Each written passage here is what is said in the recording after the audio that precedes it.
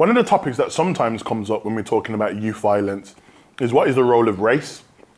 Where does race fit in the conversation?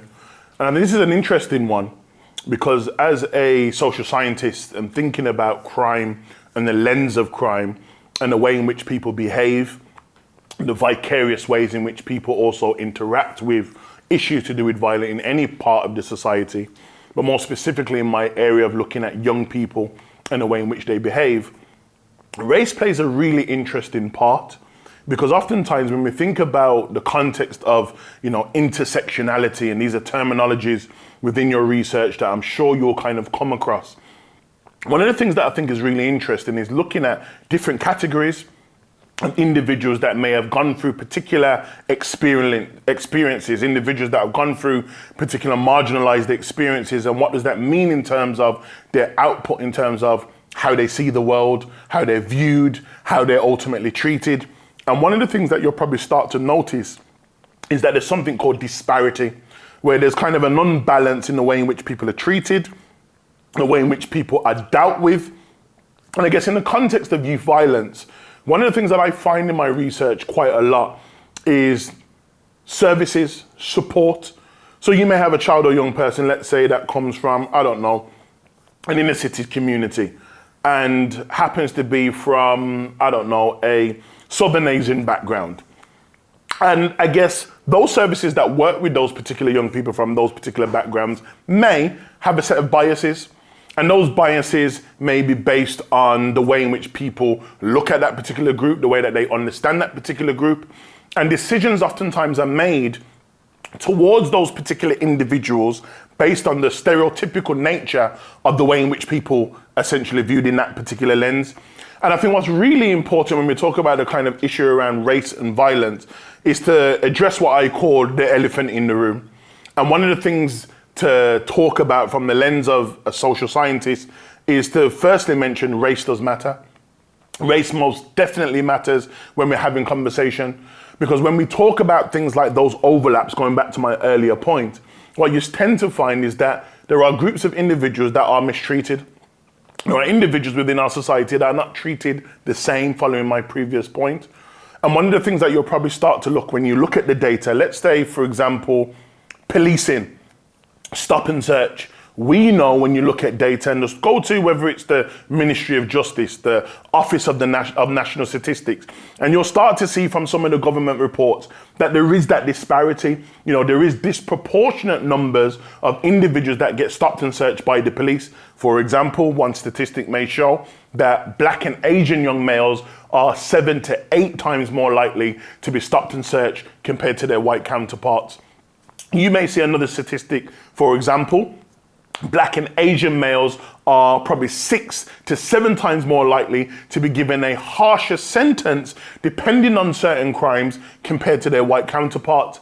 And when we start to look at the notion of race, when you start to take out just the criminal justice system, we can start looking at, for example, the education system, and we can start to look at healthcare. You start to notice that there is a pattern of disparities.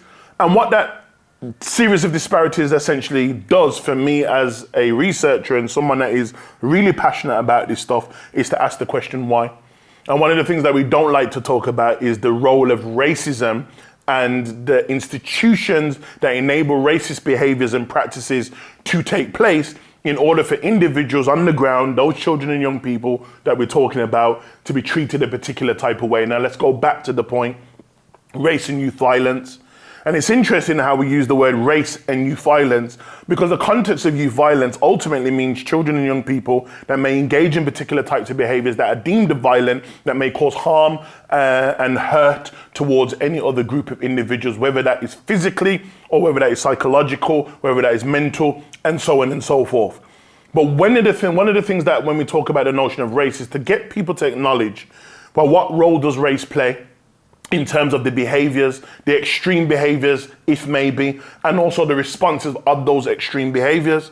And one of the things that I start to notice when you look at some of your theories, your strain theories, your social disorganization theories, and a lot of those kind of theoretical underpinnings enable you to kind of look at these particular incidents in any environment in community And I guess what I'm calling for and what this series is ultimately all about is about bridging that gap, is to get you to look at this through an intersectional lens.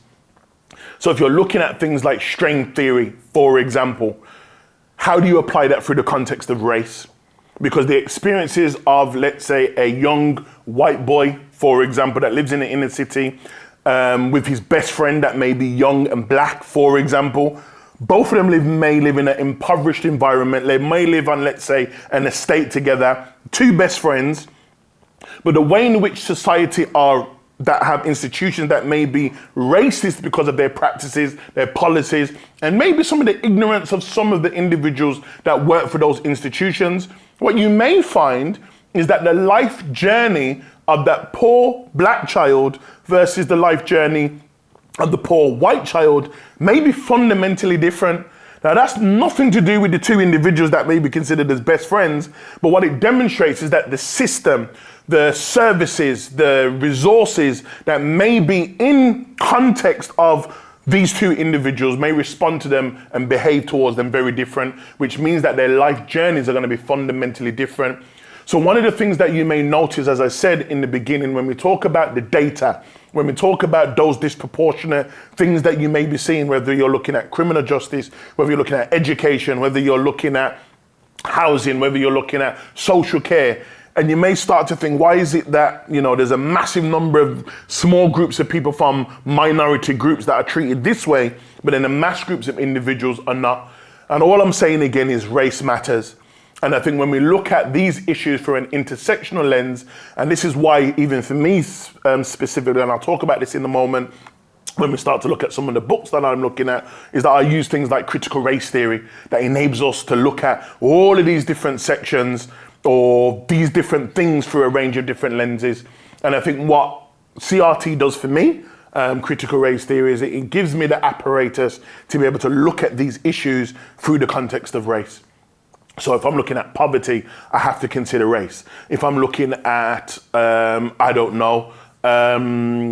crime, I have to consider race. Why? Because there are things that happen within our society that by default forces us to look at the way in which people are treated, and also those experiences from those individuals before a particular act or particular behavior may be displayed. And I guess going back to one of the other topics we spoke about on one of the other videos, I speak about things like social media. So that's another example that I look at social media in a way in which children and young people use social media, but I look at it through the lens of race. And one example may be is that I may be looking or exploring a particular section of society that use social media in a particular type of way. And I ask the reason, why would those groups of individuals utilize it differently to other groups of individuals? And the simple answer may be from a historical lens and a historical context, because certain groups or minority groups are oppressed, they're unseen and unheard. Social media may be that medium that they utilize to be visible. But if that visibility then means that they act and behave like other groups of individuals that may be deemed to be negative or deviant, how does the state then respond to those minority groups that they view as violent, extreme anyway? Then that means that their decision making possibly may be made based on the way in which society views those particular groups. And that's why race matters, because it will enable you to start thinking about the way in which people are treated. And for those of you that are thinking about ways in which you can improve and hold people accountable for the decisions that they make in these particular institutions and with these particular systems, it gives you that real exploration of how you can essentially do that. So race, youth violence, I look at youth violence as a thing that all young people do despite their backgrounds. But when I enter the lens and look at it through the lens of race or race, class, and gender, through that intersectional lens, what I start to notice is that people are treated fundamentally different and are not ultimately treated the same.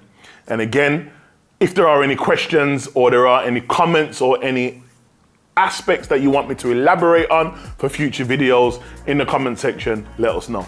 So today's topic, I was talking about race and youth violence. Loaded topic, loaded conversations. I'm assuming it will probably stimulate a lot of thought. And again, the reason why we just add these little parts onto each video, for those of you that are researchers, for those of you that are doing assignments, again, to get you to think about how you can utilize some of the things that I'm reading to make it make sense. So a few videos, I keep saying videos, few books that I'm using in order to shape my thinking, or have used, is one book that was written by also a friend, Ben Lindsay, and it was called We Need to Talk About Race, because race matters. Say this all the time as a social scientist. Can't exclude race, but also remember the other intersections of race, class, gender, culture, religion. All of those things become important when having the conversation about why I'm talking about as kind of bridging that gap between academia and the things that we engage in society. A really interesting book that I like as well is called White Fragility. It's an old school book. A lot of people have heard of this before. Professor D'Angelo writes about white fragility. And there's kind of the whiteness that exists within our society, addressing the elephant in the room, that when we talk about things like disparity, as I mentioned earlier on, the decision making, the processes, the policies that are essentially out there that adversely impact the lives of individuals, where does race play? And then for those individuals that are trying to explore what it does it mean to be white within society and why people get so, tense about these conversations, White Fragility is definitely a good one. Another book that I was reading quite interesting around, for those of you that are interested in like intervention, there was a really interesting book by Jackson that wrote a book called Black Male Violence in Perspective. And it was essentially around intervention from a cultural competent way in which we can engage individuals that may come from particular groups within society. Thought that was a really interesting book. And I think whilst we're on that subject about intervention, there's another interesting book by Lego called Race, Culture and Counseling, The Ongoing Challenge, second edition, a little bit dated, but really interesting book to utilize for those of you that are interested in that. Paolo, old school, but important. Pedagogy of the Oppressed is a really interesting book as well, and really kind of getting us to kind of really think about this idea and notion of the lens of individuals that live within current societies and their oppression. And I think what's really interesting is that when I look at these books and then I go back to another book I've referenced, Building a Black Criminology, a lot of these things test and challenge. So one of the things you'll find when you're reading books is not just to read the book and be like, I know all the answers, but you'll find one book may sometimes challenge another book. So for example, some of you have probably looked into things like Marxism. So when I use a book like this, Building a Black Criminology, I gave you an example from one of the videos that the life journey for a black child and a white child that may live on the same estate may fundamentally be different because of the way in which the system treats those individuals. And that's why when we utilize the intersectional lens and the apparatus of things like critical race theories, enables you to look at these issues in a multi-layered lens. Couple of books researching in this area, race and crime, Black Identity, viewed from a barber's chair, was also an interesting book that I picked up and was looking at in this context. And then you've heard me use this video, I keep saying the word videos, this book, Violence, by James Gillian. Really like this book as well.